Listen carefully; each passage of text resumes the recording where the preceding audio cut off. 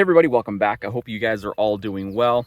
Finally back out at the range to do some more reloading testing, load development with the 7mm-08, the Browning White Gold Medallion.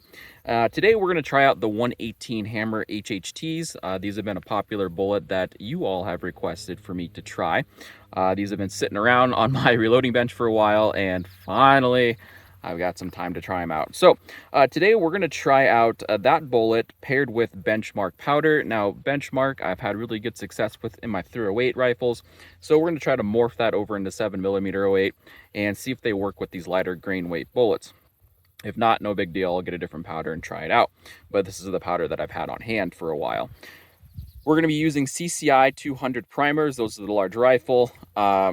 Different from my last reloading sessions that I've uploaded to the channel with this rifle. I've used the CCI bench rest, so we'll see what happens there. I was able to acquire more of the just standard CCI large rifle primers, as the bench rest primers were the only ones that I had on hand, so saving a little bit of money there going with the non-bench rest variant of CCI primers. As far as seating depth goes, I got a jam base to ogive of 2.282, so I'm going to target 10,000s off of that. So my targeted seating depth initially is going to be 2.272 inches base to ogive.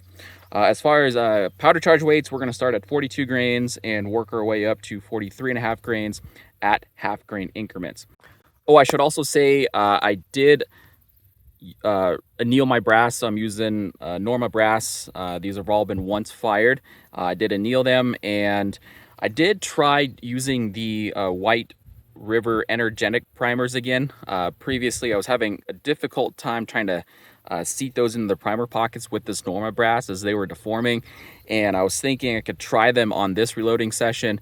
Now that the brass has gotten one firing through it, maybe it loosened up the primer pockets just enough to sneak those in there, but I was still getting some deformation of the face of the primer, so that's why I ended up just using the CCI primers again. I'll still keep the white energetic on hand just in case I need them for another reloading project that I can try with some different brass, but that is the reason why we are still using the CCI primers.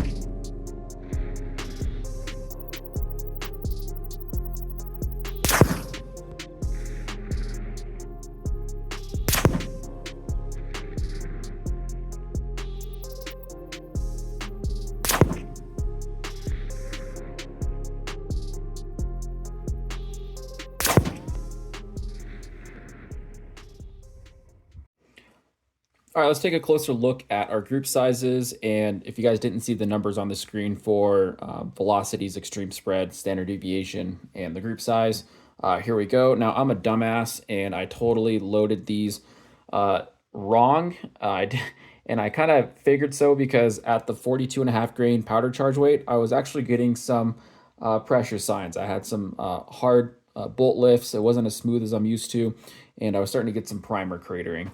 And I thought that was a bit odd, but it wasn't too significant. So I just finished shooting the rest of my charge rates out to 43.5 grains. And as you can see, my group sizes just weren't the greatest. and my extreme spread and standard deviation numbers weren't the greatest. They weren't too bad. Up here, like 16, 21, 25, 7, 9, and 10. It's pretty okay. I mean, by no means is it match grade, but it's pretty all right. But just the group sizes just weren't there in terms of kind of what I was looking for. As you can see on the first charge weight here at 42 grains, this one was a pulled shot, and the other one's lined up there.